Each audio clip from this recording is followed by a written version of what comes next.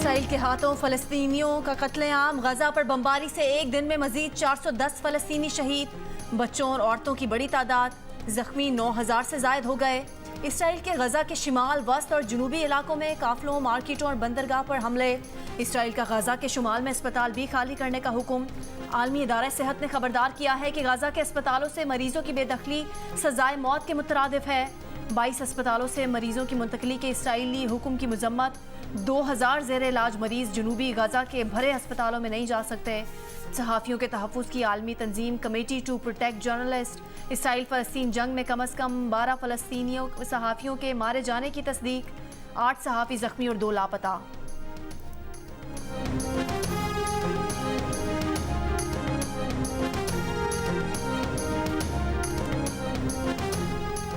غزہ پر بری، فضائی اور بحری حملے کے بعد زمینی حملے کی تیاری۔ اسرائیلی وزیر اعظم بنیامین نیتنیاہو کہتے ہیں جنگ کے اگلے مرحلے کا وقت آن پہنچا۔ اسرائیلی اخبار کا کہنا ہے کہ کم از کم محدود مدت کے لیے غزہ پر قبضے کا منصوبہ ہے۔ زمینی کارروائی کے لیے اسرائیلی فوجیوں کے قاعدہ قانون میں نرمی، کسی بھی مشتبہ شخص پر گولی چلانے کی اجازت۔ اسرائیلی فوج کی حلب شہر کے نو تعمیر شدہ رن وے پر دوبارہ بمباری۔ حزب اللہ نے مقبوضہ لبنانی علاقے میں مزید اسرائیلی چیک پوسٹیں تباہ کر دیں۔ حماس کا کہنا ہے کہ زمینی حملے سے نمٹنے کے لیے تیار ہے۔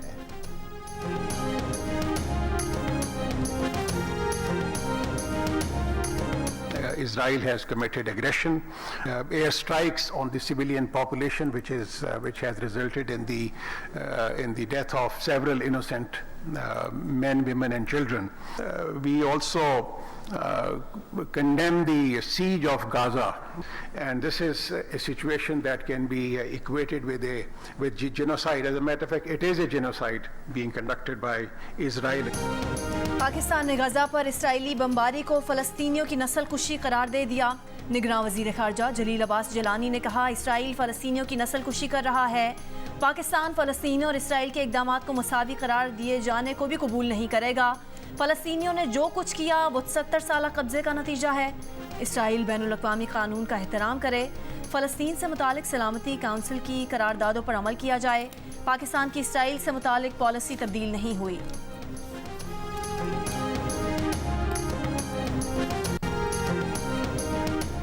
چین اور سعودی عرب کے وزرائے خارجہ کا فلسطینی شہریوں کی جانوں کا تحفظ یقینی بنانے پر زور۔ دونوں وزرائے خارجہ کا ٹیلی فون پر رابطہ۔ چین کے وزیر خارجہ وانگ یی نے کہا کہ اسرائیل کے اقدامات اپنے دفاع سے آگے بڑھ چکے ہیں۔ فلسطینی عوام کو سزا دینے کا سلسلہ بند کرنے کے لیے اقوام متحدہ اور عالمی برادری کی اپیل پر توجہ دینے کا مطالبہ۔ امریکی سیکرٹری خارجہ اینٹونی بلنکن کی ریاض میں سعودی ولی عہد محمد بن سلمان سے ملاقات۔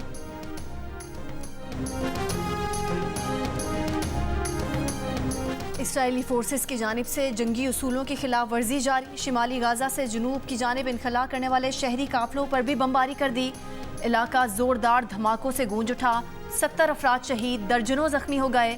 اسرائیلی بمباری سے لوگوں میں خوف و ہراس، انخلا کرنے والوں میں اکثریت بچوں اور خواتین کی تھی۔ امریکی ٹی وی کے مطابق غزہ میں وزارت صحت کا کہنا ہے کہ اسرائیلی فورسز نے ایمبولینس کے عملے کو بھی نشانہ بنایا۔ بمباری کے بعد دل دہلا دینے والے مناظر کیمرے میں محفوظ ہو گئے۔ اسرائیل نے غزہ پر زمینی کارروائی کی تو سخت جواب دیا جائے گا۔ حماس نے تیاریوں کی ویڈیو جاری کر دی۔ فرضی ویڈیو میں ٹینکوں کو نشانہ بناتے دکھایا گیا ہے۔ حزب اللہ نے لبنان کے مقبوضہ علاقے شبا فارمز میں اسرائیلی پوسٹوں کو نشانہ بنایا۔ امریکہ کا اسرائیل کے مخالفین کو پیغام دینے کے لیے دوسرا بحری بیڑا بھی بھیجنے کا اعلان۔ ایران نے سلامتی کونسل کو خبردار کیا ہے کہ اسرائیل نے فلسطینیوں کی نسل کشی نہ روکی تو حالات کسی کے کنٹرول میں نہیں ہوں گے۔ روس کا سلامتی کونسل سے اسرائیل فلسطین جنگ بندی کے لیے قرارداد پر پیر کو ووٹنگ کا مطالبہ۔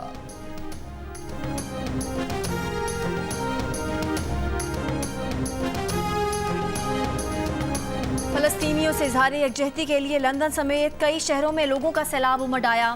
غزہ پر اسرائیلی جارحیت کے خلاف کئی مقامات پر مظاہرے۔ برطانوی وزیر اعظم کی رہائش گاہ 10 ڈاؤننگ اسٹریٹ اور پیکڈلی سرکس سمیت کئی مقامات کی فضا نعروں سے گونج اٹھی۔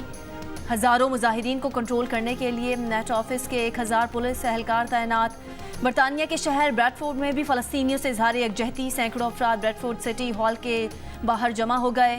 مینچسٹر، برسٹل، گلاسکو میں بھی مظاہرے۔ شہریوں کا عالمی برادری اور اقوام متحدہ سے جنگ بندی کے لیے اپنا مثبت کردار ادا کرنے کا مطالبہ۔ نیوزی لینڈ میں مسلم اور دیگر تنظیموں کا بھی بڑے پیمانے پر احتجاج، پاکستانی کمیونٹی کی بھی شرکت، فلسطین کی آزادی کے حق میں نعرے، آئرلینڈ اور کینیڈا میں بھی فلسطینیوں سے اظہار یکجہتی، نیو یارک میں یہودیوں کا غزہ کے حق میں مظاہرہ۔ بارش برسانے والا مغربی سسٹم پاک ایران سرحدی علاقوں کی جانب بڑھ رہا ہے۔ محکمہ موسمیات نے آج دوپہر کے بعد بلوچستان کے جنوب مغربی علاقوں میں گرج چمک کے ساتھ تیز بارش کی پیش گوئی کر دی۔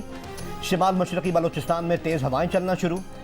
ادھر لاہور سمیت صوبہ پنجاب کے مختلف شہروں میں بارش کے بعد موسم تبدیل ہو گیا، فضائی آلودگی کم ہو گئی۔ مختلف علاقوں میں بارش کے بعد منقطع ہونے والی بجلی اب تک بحال نہ ہو سکی۔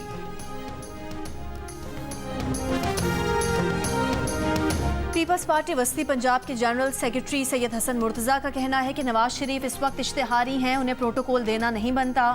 نواز شریف سمجھ رہے ہیں کہ وہ پاکستان آ کر اپیل کریں گے اور ان کی سزا ختم ہو جائے گی۔ حسن مرتضیٰ کا کہنا تھا کہ پنجاب سے حمزہ شہباز کا دور ختم ہو چکا، نون لیگ والے یہ ذہن سے نکال دیں کہ آئندہ حکومت نون لیگ کی ہوگی، عوام جسے منتخب کریں گے وہی آئے گا۔ یہ بھی بولے کہ مولانا اور نون لیگ والے الیکشن کمیشن کے ترجمان بنے بیٹھے ہیں۔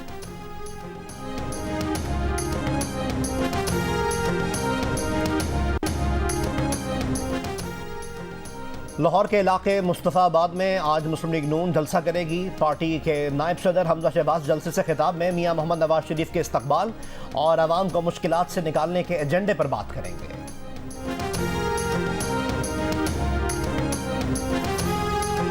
افغان صوبے ہرات میں ایک بار پھر زلزلہ، شدت 6.5 ریکارڈ، گہرائی زیر زمین 10 کلومیٹر تھی۔ گزشتہ ہفتے کے دن پہلے زلزلے کے نتیجے میں 4000 افراد ہلاک ہوئے۔ آفٹر شاکس کا سلسلہ نہ رکنے سے بے گھر زلزلہ متاثرین کی مشکلات میں اضافہ۔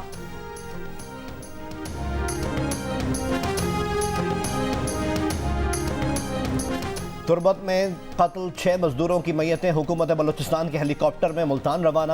خالد ایئر بیس پر نگراں وزیر اعلیٰ بلوچستان خود موجود تھے۔ مزدوروں کی مغفرت کے لیے دعا کی گئی۔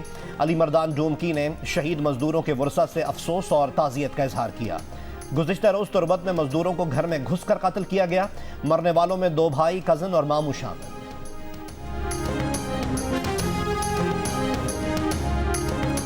شمالی وزیرستان میں دہشت گردوں کی فائرنگ، فوجی اہلکار عبدالحکیم شہید، جوابی کارروائی میں 6 دہشت گرد ہلاک، 8 زخمی۔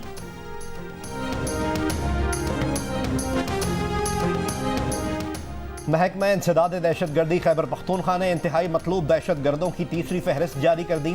128 دہشت گردوں کے نام اور تصاویر شامل۔ محکمہ انسداد دہشت گردی کی دہشت گردوں کی گرفتاری میں عوام سے مدد کی اپیل۔ بنو کے علاقے گوڑا بکا خیل میں 2 روز بعد دوبارہ پولیو مہم شروع، ہر پولیو ٹیم کے ساتھ 5 پولیس اہلکار تعینات۔ گوڑا بکا خیل میں پولیو کے 3 کیسز رپورٹ ہوئے تھے، سیکیورٹی خدشات پر مہم روکی گئی تھی۔